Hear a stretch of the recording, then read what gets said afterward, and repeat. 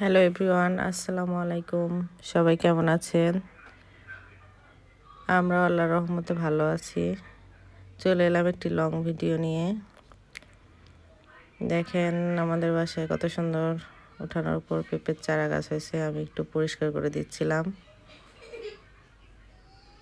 পেঁপে হলে খাবো, কাঁচা পেঁপে, পাকা পেঁপে অনেক মজা। নিজের গাছের হলে তো আরও বেশি মজা।